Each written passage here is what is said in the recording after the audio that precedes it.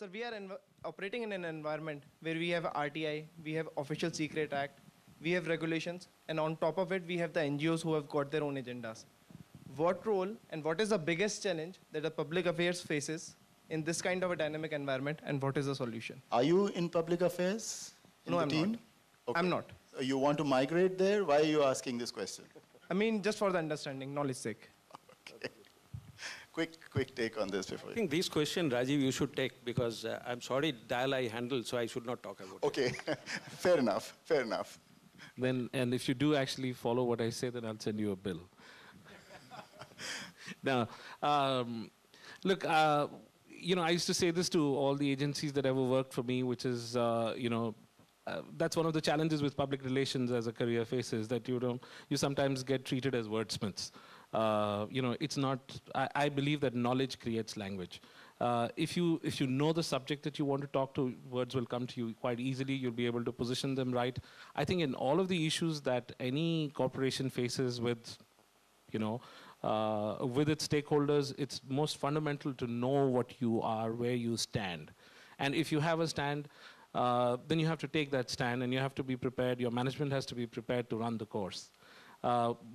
One of the most important elements for public affairs is to ensure that their understanding of the company's position on something is clear to the public affairs professional. Activism is more emotion than reason. And, sometimes you can't apply rational explanations to it. You need to address the emotions. And that's where the public affairs art comes into play. RTI is a science, which you're going to just be able to fulfill whatever requirements of information there are. And I say this to everybody who cares to listen. You do bad things, you'll get bad press.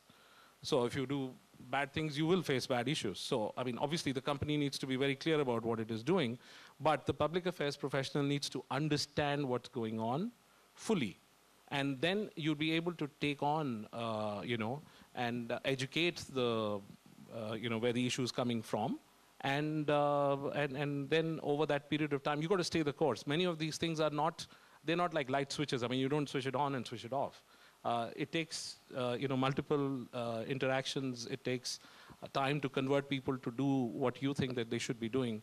I go back 15 years in the pharmaceuticals industry. We launched one of the world's most controversial products, which is an injectable contraceptive for women. And it went through various issues all across the world. And after 18 years of testing, the US FDA approved it. And it was only after the US FDA had approved it, which is the most stringent body. We find, of course, nowadays that it's easier to get US FDA because of non-public affairs issues. But then after the US FDA approved it, we launched the product in India. And it generated enough and more of activist, reactions. Now, most of them were ill-informed. It took almost 9 months of various forms of information sharing with them to lower the level of protest. It'll never go away because there will be another bunch, there'll be another group of activists somewhere who will continue to believe that they're being wronged. So it's very hard to quell it completely, but at least you bring it down to manageable proportions. So what I hear from you is also that the public affairs person needs to be inside the room and should be therefore not be pushed for immediate press coverage, and should not be influencing the concerned civil servant on an immediate basis as of now. In most evolved organizations, public affairs has a seat at the table, and the communications and public affairs roles are intertwined. In fact, one of the most important choices is about the participation with the media. You may do a dramatic thing and choose not to work with the media because you foresee a public affairs challenge that is on the horizon, and at that time you need a media distraction strategy. So you take away from a potential negative by creating a positive, and then you drown out the negative in a solid positive that happens at that time in a large company. So it's about choosing when and where. And that's the reason why both those roles are joint at the hip. And when you say choosing, I suppose for those of us who want to be in public affairs or want to grow there, it's about also choosing the company you work in as of now. Sir, your question. Could you just briefly tell me about yourself? I'm Harmanjeet. I head corporate affairs for Godrej Philips India. Obviously, I work in an environment which is highly regulated. But my question is not about my industry that I come from. My question is as a corporate affairs practitioner. I'll give you a scenario, which is a hypothetical situation.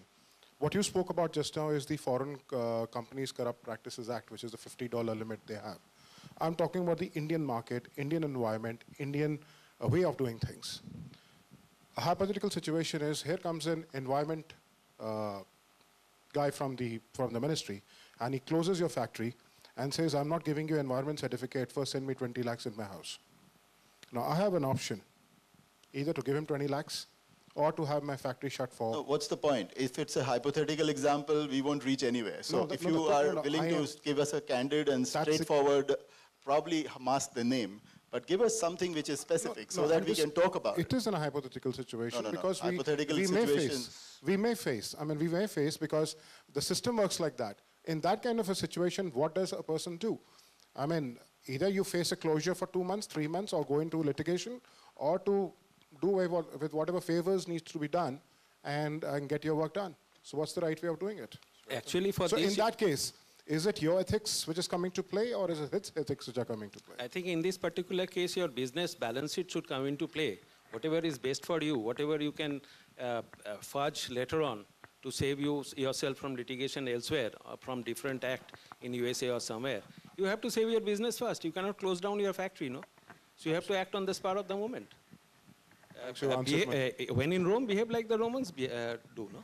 Absolutely. Go ahead. Why things are not moving forward. That is, I mean, because I hear that all the time. It's, well, this is the way it is.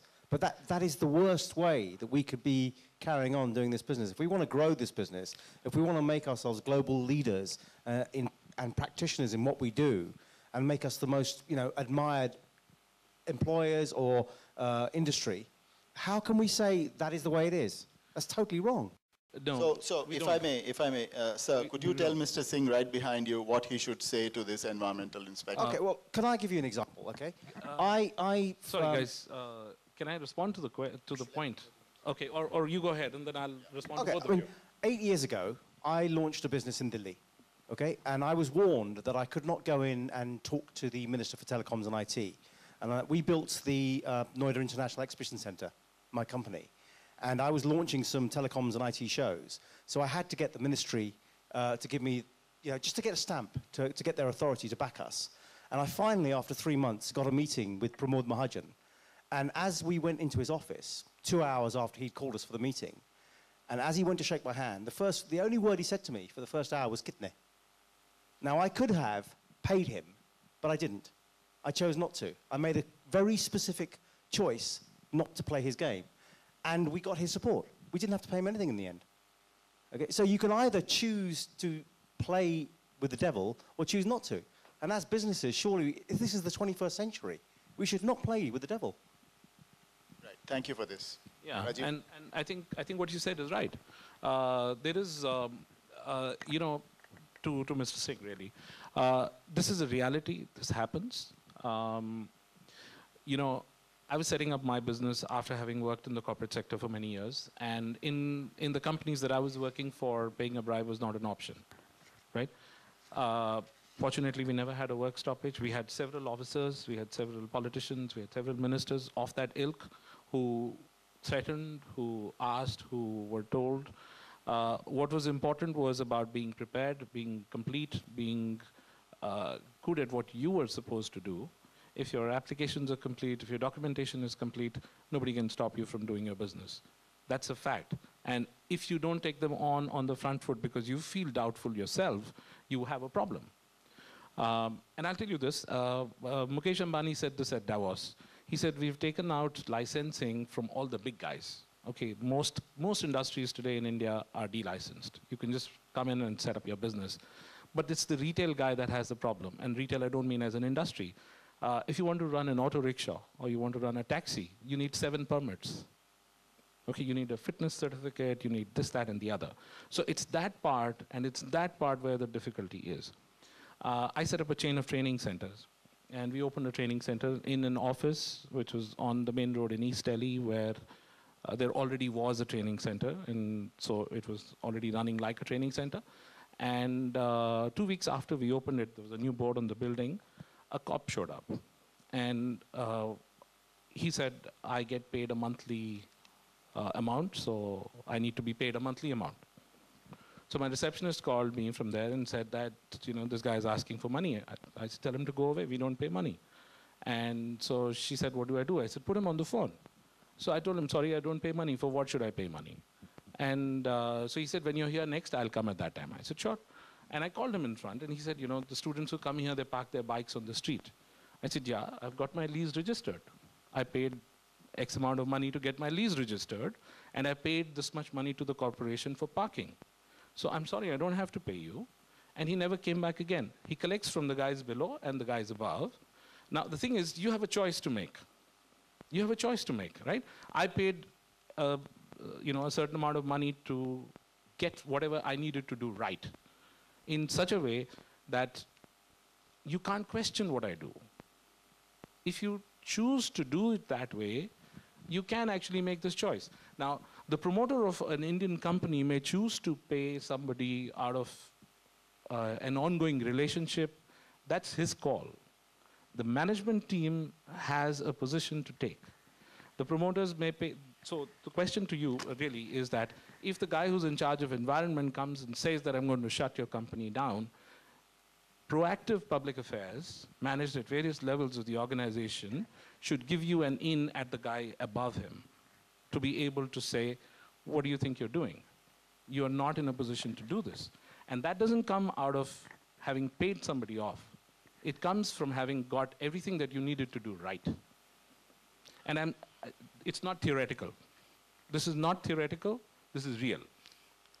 Nobody, we run one of the largest construction companies which has to go through incredible amounts of approvals to get land, to get environmental clearances, coastal clearances, the works. It's impossible to get land. As per contracts that we get, you have to have possession of 75% of the land of a project before you commence work, which means you can't start work 5 years from the date that you win the award, which means out of your 22-year concession, 5 years of toll collection is gone. Now, if you start construction in the period that you've got it, you're actually contravening the concession agreement. Now, if you were doing it and then you realize that you've actually contravened the concession, that is a matter of default. You could lose the concession agreement, right? Now, you're talking about 2,000 crore projects. So what do? Either you lose 5 years of revenue, or you lose your contract, or you lose your concession agreement.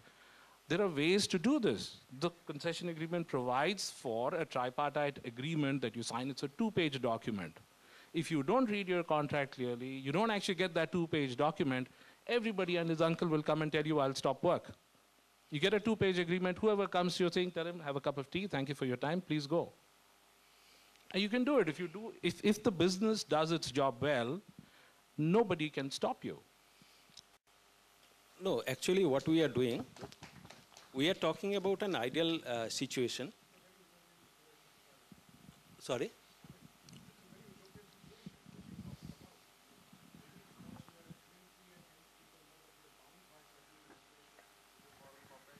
Corrupt Practices Act. So somebody may buy it, but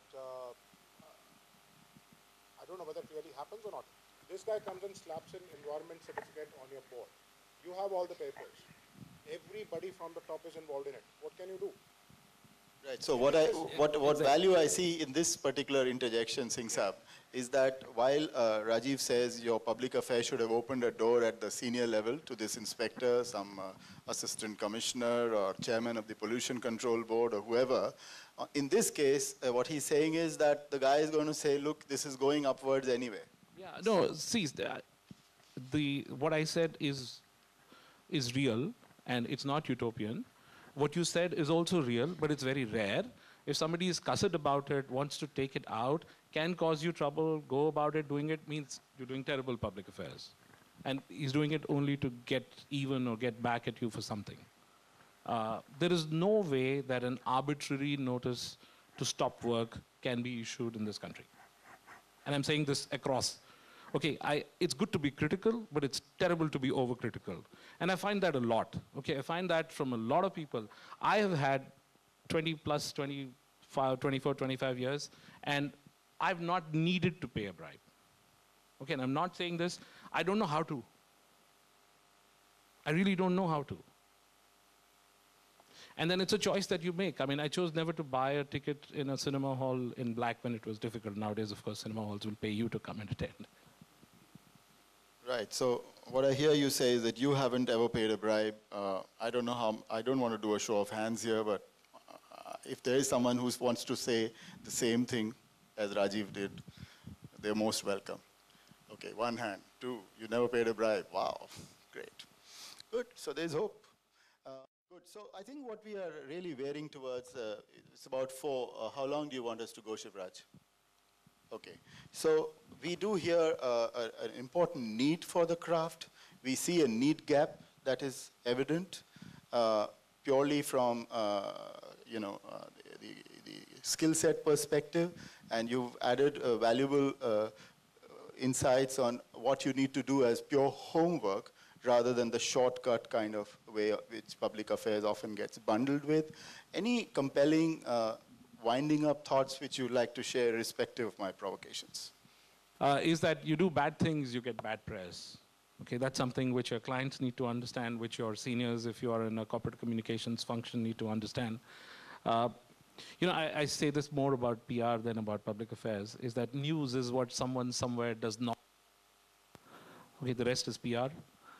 I think in public affairs too, some sort of thought like that will come through. Your business will run as smoothly and as unhindered, as compliant with the laws, and as complete and comprehensive you are.